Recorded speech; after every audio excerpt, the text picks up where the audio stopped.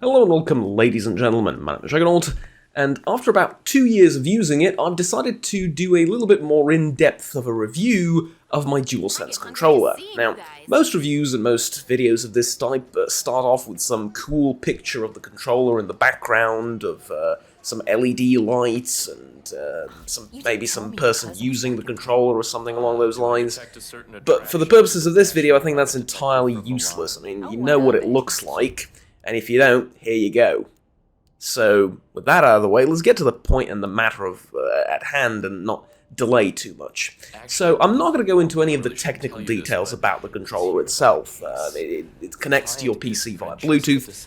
Though, by the way, I do have to say I've exclusively used it on the PC. I do not have a PlayStation or an Xbox, so this review is for the PC and for Windows. A lot of the complaints that I will have about this controller are applicable only to PC and only to Windows. They don't work. They don't hold for the PlayStation. So, with that said, let's get into it. Like I said, it is a wireless controller, though you can plug it in via a USB cable into your PC and play it like that, and it is a perfectly valid thing to do, especially because you don't need to worry about charging it. It doesn't use batteries. It has it doesn't use those exchangeable batteries that once they run out, you throw them away. No, you just charge it up like your phone, and you're good to go. So that's a huge advantage over some contemporary and similar in price Xbox controllers. But it does have some disadvantages along with that, let's say. Now, what are some of the disadvantages? Well, for one, the drivers and the software behind it are a little bit more complicated. The best thing about Xbox controllers is that they don't need anything. You just plug them in, or you plug the wireless receiver into your PC. Your PC, if you have an internet connection, will automatically download the drivers that it needs for the bloody thing. And even if you're not, I'm pretty sure it just works. And you get into a game like this, you turn on the controller, and it works. That's it. There's nothing else you need to do. With DualSense, you need an emulator called DSX for most games. Not all of them. Or you need to run the games through Steam, and then there is some kind of driver/emulator software within Steam that lets you use the controllers this controller in most games. Again, not all of them. So yeah, it is, Hashima put it, it's a little bit,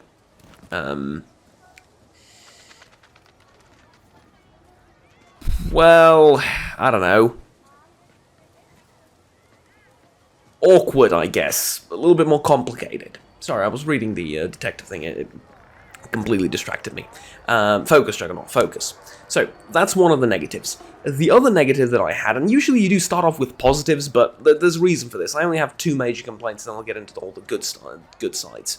The other complaint I have is that when connecting this controller via Bluetooth to my PC, I have had some problems. So, first and foremost, my motherboard does not have a Bluetooth connection option, right? It can't connect with Bluetooth or anything. It doesn't have the component.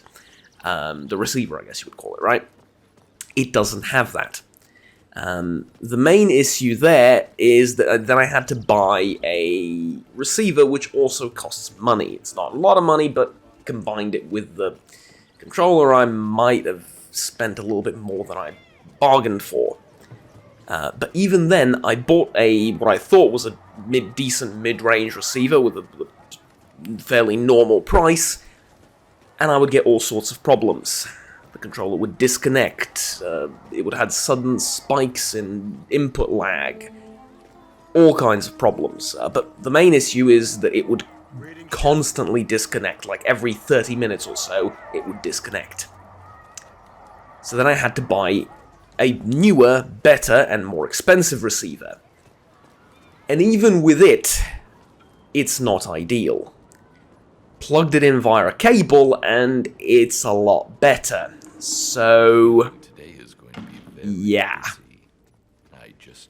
Bit of a problem there. Again, I am well aware that none of this is an issue on the PS5. PS5 has its own Bluetooth thing, you connect it, works perfectly, pretty much just like a Xbox controller would on my PC, but the receiver is not that great. I mean, the fact that you need to buy one and it's really up to you, and I bought two, one of them a lot more expensive than the other one, and I'm still not having the ideal experience, is a little bit yeah. On the other hand, many years ago, I bought an Xbox 360 controller and a receiver for it for $60. They still work flawlessly. The Xbox 360 controller is worn as all hell because I've been using it for, I don't know, when did the 360 controller come out? I bought mine maybe like a year afterwards, a year or two afterwards. It's basically when the wireless ones came out, that's when I bought it. And it's phenomenal. The input lag, the battery, well, I mean, it uses external alkyne replaceable batteries, right? So it has some maintenance issues, let's say, associated with it, but at the same time, it's not much of a problem. You see, yeah, it's it is a cost, by no doubt about that. But at the same time, it works flawlessly, and they're not that expensive to replace. On the other hand, this is a little bit the DualSense is a little bit more convenient, but I also had to pay for a bunch of extra equipment for it, so I don't know which one is economically better. What I will say about the DualSense is that it is much nicer looking and much more pleasant in the hand. The design of this thing is bloody gorgeous, right? Visually, I mean, here, take a look at it. Right, this is what it looks like, except mine is all black, or actually black and like a dark shade of purple. Yeah, it's, I mean, look at it. It's bloody gorgeous. The buttons feel great. They're not as loud and as audible as the ones on the Xbox controller, but that's fine, because most of the games I play with the controller are slow-paced RPGs and stuff like that, where you don't need that sort of gamer clickiness. I'd much prefer it to be more subtle. If I wanted... Whoops, sorry about that, it's my phone. If I wanted to be loud and clicky, I have my keyboard for that. There you go. So, I love it. I absolutely love it. The design is slick. It feels amazing in my hands. It's a little bit bigger than an average Xbox controller, and the spacing between buttons is really comfortable and nice for me and for my hands, but I would say I have fairly average hands, so I would assume that this applies to a lot, if not all, most, a lot, if not most, of the average consumers, let's say, of this controller. That said, though, I feel like I've covered most of what I would like, but let's get into some of the practical issues I've had, and some of the, well, not maybe issues, but some of the practical complaints I may have with the controller, in terms of its usefulness and effectiveness and advertising and everything. What the hell do I mean? Well, let's take it one step at a time, right? The one thing DualSense, other than its design, has over its competition is this entire haptic feedback, speaker and microphone in the controller kind of thing, and for most PC users, that is going to be absolutely useless. It's a cool little gimmick, but I'm sorry to tell you, most of the time you won't be using it. What I mean by that is you won't be able to use it. Not that you don't want to, but the speaker and the controller thing only works in, as far as PC is concerned, if you route all the audio from everything, from your entire system, into the controller. Why would you do that? The speaker's not bad by any stretch of the imagination, but why not just play sound through your monitor, your TV, your speakers, anything else? Why play it through this? As far as I'm aware, you cannot make it so that It's, how do I put this? Like, it's one part of the audio goes through the PC and one part of the audio goes through something else, like the controller. As far as I know, you can't do that with this. So, what the hell is the point? Right? Well, turns out there's not much of one. And what I mean by that is that feature is mostly useless. The gyro is also mostly useless on PC. It works in some games, don't get me wrong, but in most games it's useless. Even with the DSX emulator, you can still use it in most games. It works, you can configure it and all of that. That's fine, but it's useless in most games, like I said. If you play a lot of racing games, maybe it will be a little bit more useful, but I wouldn't bet on it. It's not the most intuitive and an easy thing to use, and it's a gimmick. Honestly, it's just a gimmick. There's nothing too special about it. There's nothing too, you know, important or revolutionary about it. It's a nice attempt. It's a nice attempt to do something, but ultimately, this and a lot of other features. How do I put this? They fall short of the games that use them and do not. That's what they really shine or do not. That's what they depend on. Which means if Hitman 1, 2, and 3 didn't account for the possibility of using a gyro, it's useless. The same with pretty much everything else and every other mechanic that is or is not present within a game.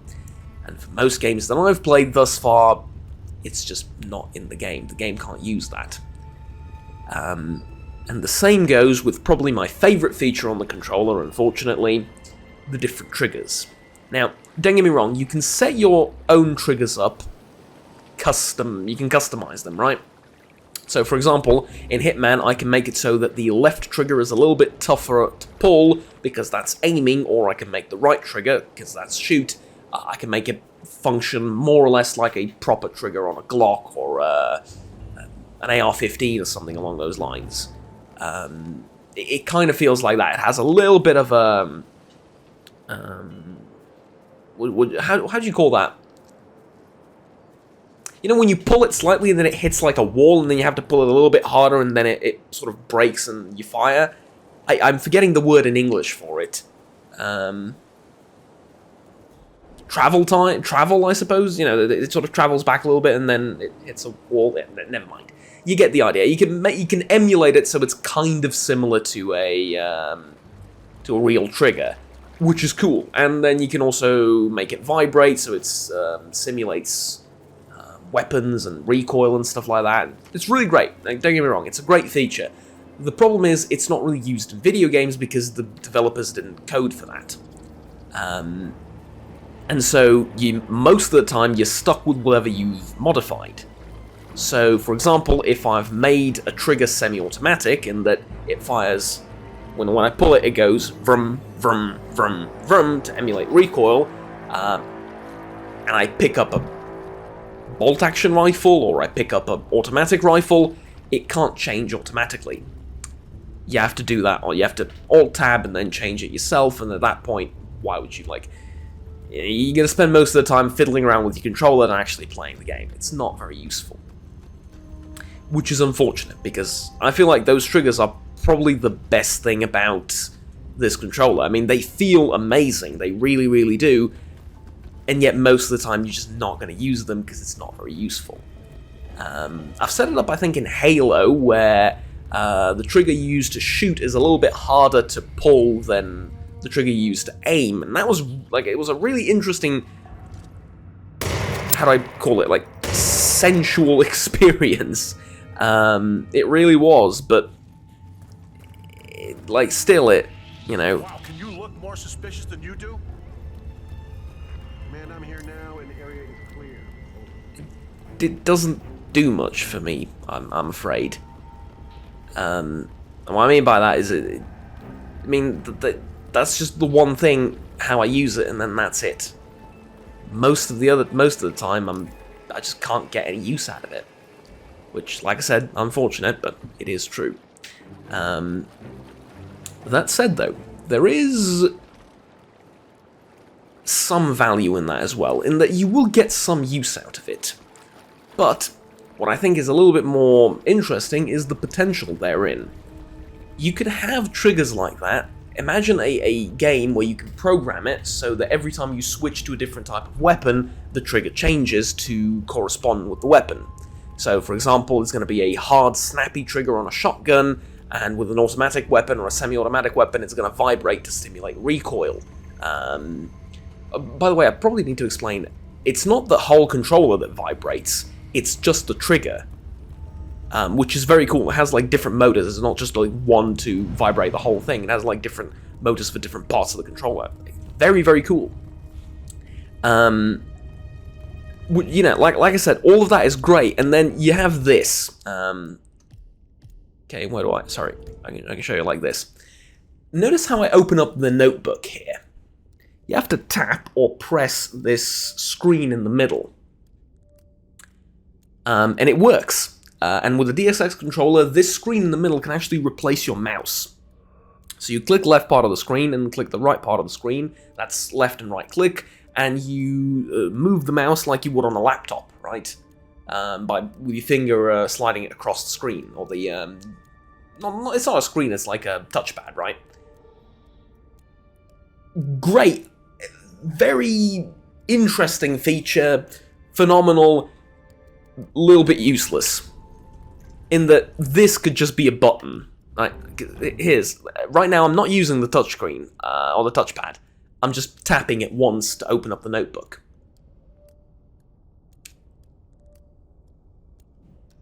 Okay, so why exactly am I doing that? You know what I mean? Like, I could just... Oh, that's interesting. Okay, I could just hit a button, like any button. And as far as using the, you know, moving this with a mouse, well... Okay, I really want to do that for basically the entirety of the game. Sorry. As far as moving the mouse is concerned, why wouldn't I just use my mouse to do that on PC? Fair enough if I'm playing something on my TV and I don't want to get up and use my mouse. Fine, but at the same time, like, why? Because when you have a controller, you don't navigate through the menus with your mouse. What you do is you use the sticks, right? So what's the point of the touchpad?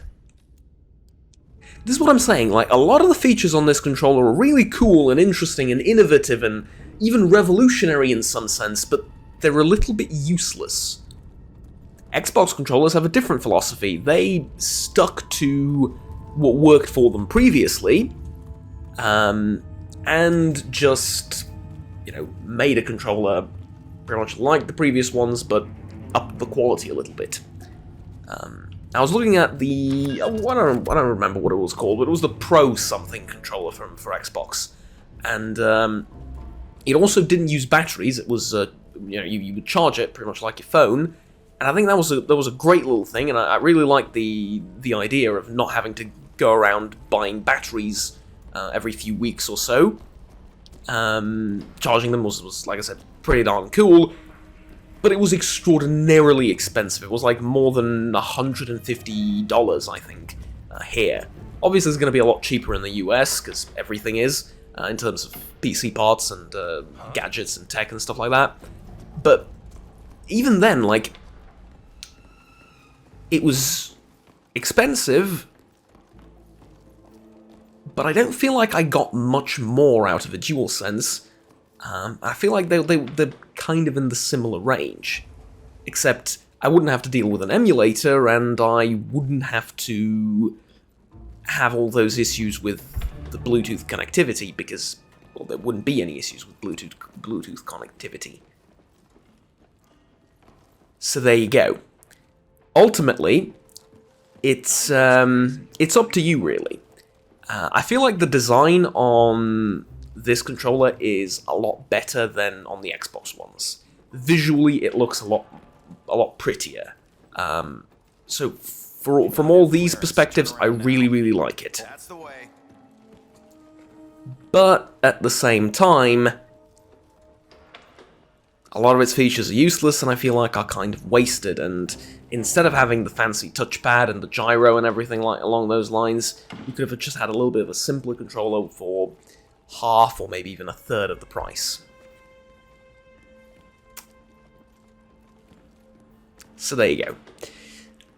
That's kind of my review after all this time. I still have issues with Bluetooth occasionally, even with a much more expensive receiver. Fair enough, if I get a motherboard which has a integrated Bluetooth receiver thing, it might work a heck of a lot better. It probably will. But at the same time, it's like, Not even the guards can walk through here. you know, So please go that's a pretty big if, and with Xbox, I didn't have to think about those things like that at all. So, ultimately, it's hard to say that I prefer one over the other, it really is. What? Because most of the time, it's like, I don't. It's fairly similar, and the design of this particular controller has won me over, let's say, in many ways. But it's, you know, still a little bit up in the air, let's say. Okay, that's about it. Thank you very much for watching, ladies and gentlemen. I think this was a fairly concise little review, and I got to share most of my impressions about this piece of kit with you. I think a lot of you were interested in the, well, fair bit of you, I would say, were interested in the previous video I did with this controller, so I think...